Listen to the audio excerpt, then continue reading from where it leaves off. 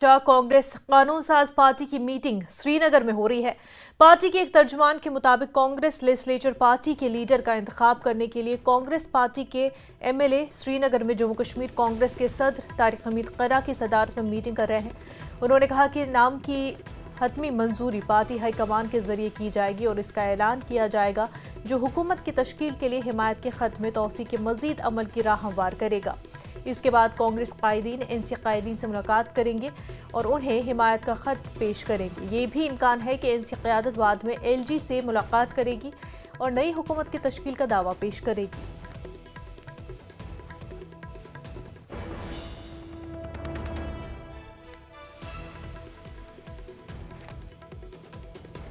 देखिए, आज हमारी सीएलपी की मीटिंग है और उसमें हम सबसे पहले तो सीएलपी लीडर के वास्ते एक रेजोल्यूशन पास करेंगे और उसके बाद में हमने जो लेटर ऑफ सपोर्ट है वो लेके नेशनल कॉन्फ्रेंस को हैंड ओवर आज ही जाएंगे। जी हाँ, आज ही हम कोशिश करेंगे। आज ही के पास कब जाएंगे? वो तो फिर अपना कलेक्टिवली डिसाइड होगा। अभी तो उसके ऊपर कोई टाइमिंग नहीं है। जो इंडिपेंडेंट कैंडिडेट्स हैं नेशनल कॉन्फ्रेंस में बराबर जा रहे हैं, कहीं ना कहीं आपको साइडलाइन तो नहीं कर रही है नेशनल कॉन्फ्रेंस? नहीं, ये साइडलाइन की बात नहीं है। ये इंडिपेंडेंट कैंडिडेट्स के अपने पर्सनल कांटेक्ट की बात है। Most of them are from the National Conference, जो उनकी तरफ से। देखिए, ऐसी बात नहीं है। We are one. अभी आपने खुद भी सुना होगा, उमर साहब ने कहा कि कांग्रेस पार्टी भी बैठ रही है, वो भी डिसाइड करेंगे। हम कांग्रेस पार्टी का समर्थन लेटर लेके आगे जाएंगे। We are one united. आप सिर्फ इस एतमाद को, इस कॉन्फिडेंस को सिर्फ गवर्नमेंट फॉर्मेशन तक महदूद मत रखिए। इसके पीछे बहुत बड़ा एक लार्जर काज है। ये सिर्फ गवर्नेंस तक महदूद नहीं है। इन्होंने हमारे साथ अत्याचार किया है, एक स्टेट को यूटी बनाया है। आप देखिए, हमारे जमीन, हमारा आबी वसाइल, हमारी नौकरियां, उस पे हमारा पहला हक होगा जम्मू कश्मीर के अवाम। आज की बात करें तो आज क्या आपका प्रोग्राम, क्या लेजिस्लेटर पार्टी मीटिंग होने वाली है, किस तरह से फिर नेशनल कॉन्फ्रेंस के साथ बात? देखिए, हमारी कांग्रेस लेजिस्लेटिव पार्टी की मीटिंग है। जितने भी हमारे 6 एमएलए हैं उसमें मीटिंग में आज बुलाया है और मीटिंग होगी और उसके बाद ही फ्यूचर कोर्स ऑफ एक्शन हमारी जो लीडरशिप है, हमारे इंचार्ज, हमारे पीसीसी प्रेसिडेंट, वो तय करेंगे कि क्या रहेगा। उसके आगे फिर फ्यूचर कोर्स ऑफ एक्शन तय किया, मीटिंग में ही तय किया जाएगा। तो ये बताइए कि क्या नेशनल कॉन्फ्रेंस की जो अगुवाई में जो सरकार बनने वाली है उसमें भागीदारी अच्छी रहेगी कांग्रेस की? क्या आपको लगता है कि जो मिनिस्ट्रियल पोर्टफोलियो? देखिए, इंडिया अलायंस में हमने प्री पोल अलायंस में चुनाव लड़ा और चुनाव हमने जीता। लोगों ने हम पे भरोसा जताया। लोगों का मैंडेट जो है वो कांग्रेस और नेशनल कॉन्फ्रेंस जो इंडिया अलायंस है उसको है।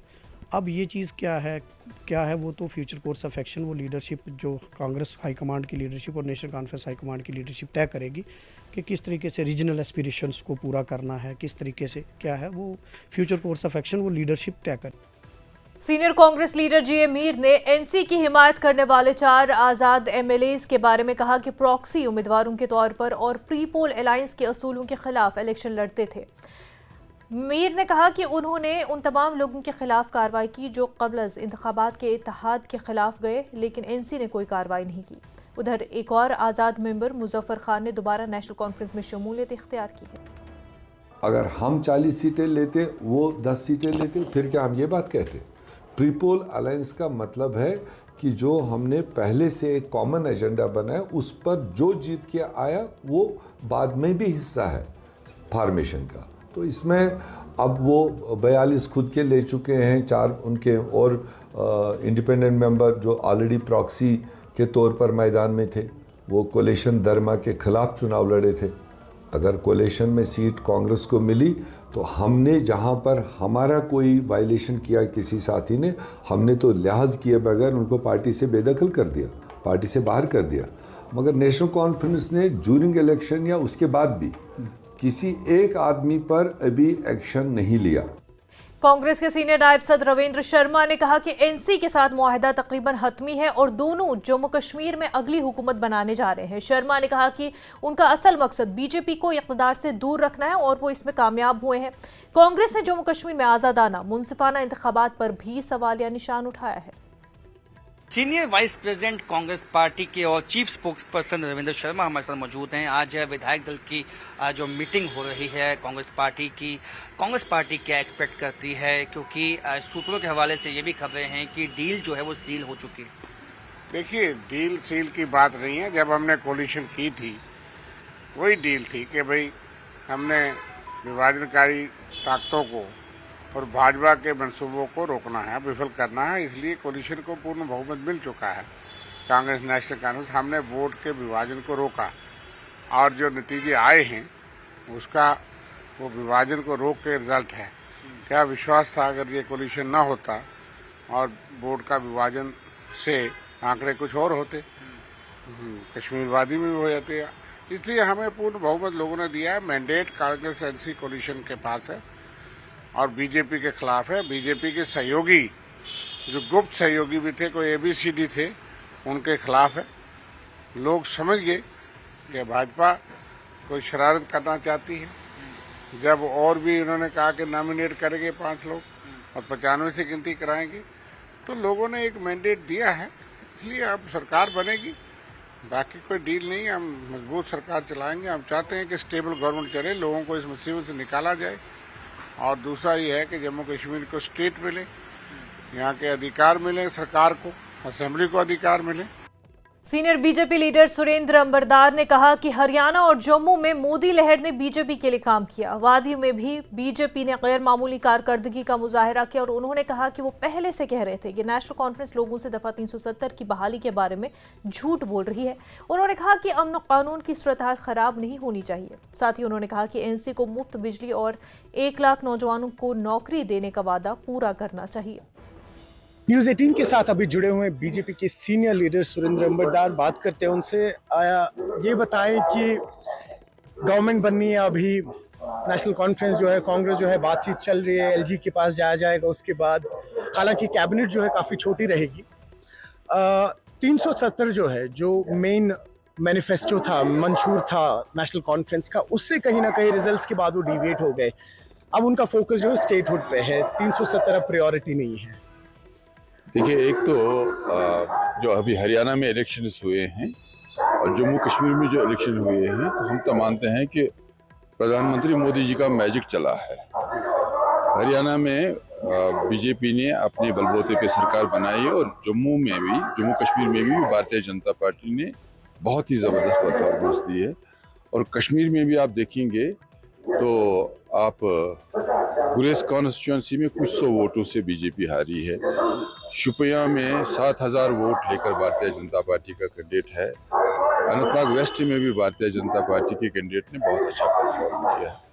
ये जो पिछले जो रीऑर्गेनाइजेशन हुई है जम्मू कश्मीर में, उसमें प्रधानमंत्री जी का जो विजन है, हम तो मानते हैं कि एक सक्सेसफुल माइलस्टोन्स हमने क्रॉस किए हैं। अभी जब हम धारा 370 की बात कर रहे हैं, तो हम तो पहले से ही कह रहे हैं कि ये तो वापस नहीं आने वाला है, तो आता भी नहीं है, क्योंकि पैरामीटर्स डिफरेंट है। जो पार्लियामेंट का मैंडेट है, उस पे लोकल लेवल पे, रीजनल लेवल पे कोई भी पॉलिटिकल पार्टी एंकर करेगी तो ये माना जाना चाहिए कि वो लोगों से झूठ बोल रही है। और एक अच्छी बात भी हुई कि जम्मू कश्मीर में जो लोग कह रहे हैं कि डिवाइड है, मैं समझता हूं कि यूनिफाई हो गया है जम्मू कश्मीर एक मुद्दे को लेकर कि जम्मू कश्मीर में स्टेट रिस्टोर होना चाहिए। खबरों का सिलसिला आगे भी जारी रहेगा, लेकिन उससे पहले एक छोटा सा ब्रेक।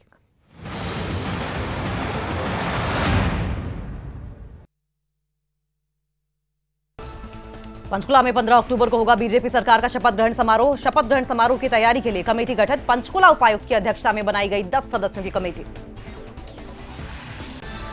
अनिल विज ने फिर जताई सीएम बनने की इच्छा। बोले, मुझे मौका मिला तो बदल दूंगा हरियाणा की तस्वीर। हरियाणा को बनाऊंगा देश का नंबर 1 स्टेट। इंडिया आसियान सम्मेलन में पीएम मोदी की जापान और न्यूजीलैंड के प्रधानमंत्रियों के साथ हुई बैठक। जापान से रिश्तों को बताया अहम। न्यूजीलैंड से ऊर्जा और तकनीकी बढ़ाने पर हुई बात। बिलासपुर में एक सनसनीखेज मामला आया सामने। एक नाबालिग ने की फंदा लगाकर खुदकुशी की कोशिश। पोस्टमार्टम के बाद शव परिजनों को सौंपा गया। अतिरिक्त पुलिस अधीक्षक ने की मामले की पुष्टि। संजौली मस्जिद कमेटी का फैसला कायम। अवैध निर्माण गिराने के फैसले पर कायम है मस्जिद कमेटी। कमेटी फंड का इंतजाम करने में जुटी।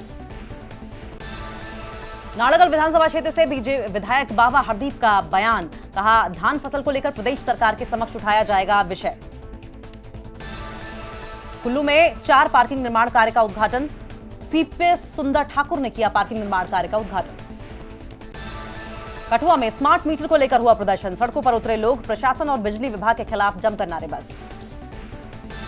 केलांग में ग्रामीण विकास विभाग और पंचायती राज विभाग ने की बैठक, विभिन्न विकासात्मक कार्यों की समीक्षा की गई। लाहौल स्पीति को करोड़ों की सौगात, कांग्रेस विधायक अनुराधा राणा ने दी सौगात, विभिन्न विकासात्मक कार्यों का किया लोकार्पण। सोलन बड़ोग कुमारहट्टी बाजार के पास अचानक पलटा रेत से भरा टिप्पर पलटने से चालक को आई हल्की चोटें, सड़क पर काफी देर तक लगा रहा जाम।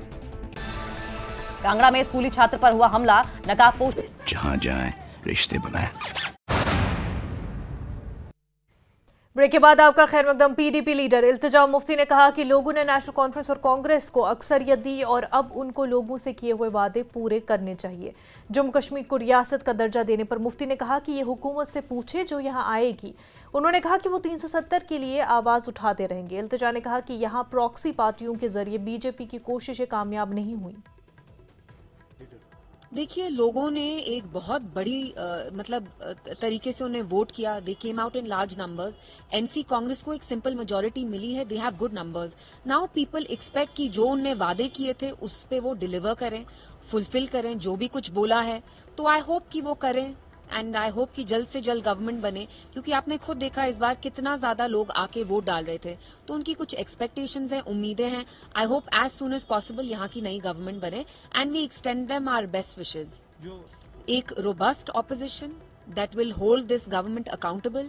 अगर कुछ वो नहीं करें या क्या बोलें और क्या नहीं बोलें, they will hold them accountable. हमारे बस 3 मेंबर्स जरूर होंगे, बट वील मेक श्योर कि हम असेंबली में एक अच्छी रोबस्ट ऑपोजिशन का रोल प्ले करें। Subsidy training centre BSF Humhama Budgam में पासिंग आउट परेड का इनकाद किया गया। तकरीब में 674 जवानों ने हिस्सा लिया। भारत की मुख्तलिफ रियासतों बशमूल मध्य प्रदेश, छत्तीसगढ़, तेलंगाना, तमिलनाडु, पुदुचेरी, उड़ीसा, बिहार से ताल्लुक़ रखने वाले भर्ती होने वालों को बीएसएफ के चैलेंजों के लिए तैयार करने के लिए सख्त तरबियत दी गई। अशोक यादव आईजी बीएसएफ कश्मीर इस मौके पर मेहमान खसूसी थे। उन्होंने परेड का मुआयना किया और रिक्रूट्स के खुद एतमादी, महारत और हम आहंगी के मुजाहरे को सराहा। इस मौके पर नई भर्ती होने वाले जोश खरोश से भरपूर थे और कहा कि बचपन से इस लम्हे का इंतजार कर रहे हैं। बहुत ही प्राउड फील हो रहा है सर मुझे। सर मैं आज 44 हफ्ते की ट्रेनिंग करने के बाद यहाँ पर खड़ा हूँ सर, और मुझे बहुत ही हार्ड ट्रेनिंग मिली सर, और मैं सीमाओं की रक्षा करने के लिए तैयार हूँ सर। कभी भी कुछ भी हो जाए, एक बार आप आर्म फोर्सेज में आकर एक बार ट्रेनिंग जरूर कीजिए। उसके बाद आप छोड़ दें, कुछ कंटिन्यू रखें वो अलग बात है। ट्रेनिंग जरूर कीजिए, आपको बहुत मजा आएगा। पासिंग आउट परेड में इतनी मार पड़ी है, सब कुछ हुआ है, पर आपने आज देखिए होगा कितनी क्वालिटी वाली पासिंग आउट हुई है हमारी। क्योंकि टेक्नोलॉजी चेंज हो गई है। बॉर्डर मैनेजमेंट में हम काफ़ी टेक्नोलॉजी यूज़ भी कर रहे हैं। डिफरेंट तरह के सर्विलांस इक्विपमेंट हैं, आजकल ड्रोन्स का इशू है। तो हम उस तरह की न्यू टेक्नोलॉजी किस तरह से यूज़ की जाती है बेहतर बॉर्डर मैनेजमेंट के लिए, उसको हम ट्रेनिंग में इन्वॉल्व कर रहे हैं। आईजी बीएसएफ अशोक यादव ने कहा कि बीएसएफ सरहदों पर किसी भी सूरत हाल से निपटने के लिए तैयार है। उन्होंने कहा कि कई बार दरअंदाजी करने वाले दरअंदाजी की कोशिश करते हैं, लेकिन अफवाज उनका मुकाबला करने और उनकी हिकमत अमली को तबाह करने के लिए बहुत ज़्यादा आगाह है। उन्होंने कहा कि सरहद के दूसरी तरफ दहशतगर्द लॉन्चिंग पैड्स पर इंतजार कर रहे हैं और उनकी तादाद 150 के करीब है। उन्होंने कहा कि फौज जदीद आलात के बारे में भी बहुत ज़्यादा आगाह है। हमारे पास डिफरेंट इंटेलिजेंस एजेंसी से जिस तरह के इनपुट आते हैं, उस तरह से हम अपना डोमिनेशन प्लान आर्मी के साथ मिला के बॉर्डर पे करते हैं। और काफ़ी लॉन्चिंग पैड पे जिस तरह से टेररिस्ट की संख्या है, उसको ध्यान में रखते हुए हम अपना डोमिनेशन प्लान करते हैं और इंश्योर करते हैं कि किसी भी तरह का इन्फ्लिल्ट्रेशन अगर अटेम्प्ट हो तो हम उसको नाकामयाब करें। सभी सिक्योरिटी फोर्सेस ने काफ़ी कोऑर्डिनेशन करके जेकेपी के साथ और जेके एडमिनिस्ट्रेशन के साथ बहुत ही पीसफुल एंड फेयर इलेक्शंस यहाँ करवाए। बहुत तरह के थ्रेट इनपुट्स थे, लेकिन जिस तरह का डोमिनेशन प्लान हम सब ने मिलकर बनाया था, हम किसी भी तरह के अटैक को नहीं होने दिया और सक्सेसफुल इलेक्शन हुए। हिंदुस्तानी फौज ने जिला पुंछ में Hindustan Pakistan line of control के करीब झजला गांव में वाक़ एक स्कूल में बच्चियों के आलमी दिन के मौके पर एक खसूसी प्रोग्राम का एहतमाम किया। इस प्रोग्राम में तालिबात ने ड्राइंग मुकाबले के जरिए लड़कियों के हकूक़ और उनकी अहमियत को उजागर किया। फौज ने इस तरह के प्रोग्राम जम्मू कश्मीर के दूर दराज और सरहदी इलाकों बिलखसूस पुंछ और राजौरी अजला में मुनक़िद किए हैं ताकि मकामी कम्यूनिटी को तरगीब दी जा सके। आर्मी वालों ने हिमालयन पब्लिक स्कूल में गर्ल इंटरनेशनल डे पे एक प्रोग्राम ऑर्गेनाइज़ किया कंपटीशन ड्राइंग पे। तो मैं अपने पूरे स्टाफ की तरफ से शुक्रिया अदा करना चाहती हूँ। इस तरह बच्चों की स्टडी के साथ साथ जो है ऐसे प्रोग्राम में पार्टिसिपेट करने का जज्बा बढ़ेगा और उनके अंदर छुपा हुआ टैलेंट बाहर आएगा। ये बॉर्डर एरिया है, यहाँ के बड़े मासूम बच्चे हैं, इनके लिए इस किस्म के इवेंट रखने आर्मी वालों की तरफ से बच्चों में अवेयरनेस होती है। ये बच्चियों का दिन है आलमी सतह पे आज, और मैं आर्मी वालों को इस झुंड का शुक्रगुजार हूँ कि उन्होंने इस स्कूल को चुना और बच्चों को मौका बख्शा ताकि वो अपना हुनर दिखाएं। बच्चियाँ इंटरनेशनल गर्ल चाइल्ड डे के मौके पर मागाम जोन के गवर्नमेंट हाई स्कूल बटपुरा में डिस्ट्रिक्ट सोशल वेलफेयर बडगाम ने बटपुरा स्कूल के बाहमी इश्तराक से जानकारी प्रोग्राम का इनेकाद किया। बाहरी ने लड़कियों को दरपेश मसाइल और लड़कियों को हर मैदान में बाइख्तियार बनाने के बारे में बात की। लड़कियों के पेंटिंग और तकारीर के मुकाबले और मुख्तलिफ तफरीही प्रोग्राम भी पेश किए।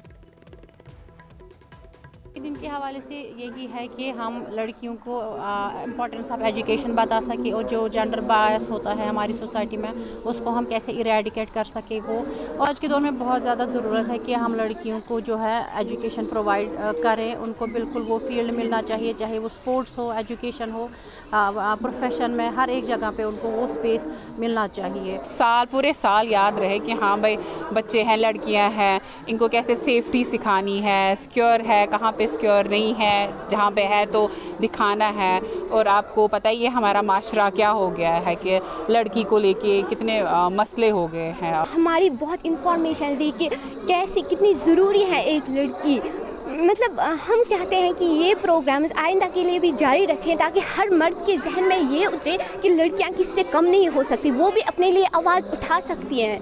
कोई लड़की किसी मर्द से कम नहीं होती है। जैसे लाइक कल्पना चावला, वो भी तो एक लड़की थी ना, उसने भी अपने लिए आवाज़, वो भी अपने पैरों पे खड़ा हो सकी। और आजकल अगर देखी जाए स्कूल्स में, कॉलेज में, यूनिवर्सिटीज़ में लड़कियां ही सबसे आगे होती हैं। जो उनके अंदर सलाहियतें हैं, उनके अंदर जो टैलेंट है उसको निखारने की ज़रूरत है ताकि शाना बशाना लड़कों के साथ साथ हर फील्ड में वो अपना लोहा मनवाए और मुस्तकबिल में अपना नाम रोशन करे और एक बेहतरीन मुआशरे की तश्कील करें। न्यूज़ 18 जम्मू कश्मीर के लिए मैं बटपुरा कानहमा मागाम से मुनीर हुसैन हुर्रा।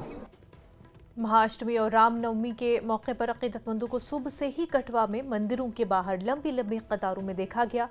वो देवी माता के दीदार के लिए बेताब थे। शारदीय नवरात्रि की अष्टमी और नवमी एक ही दिन पड़ने की वजह से काफ़ी रश देखा गया। अकीदतमंदों ने नवरात्रि के अख्ताम पर हवन पूजा की।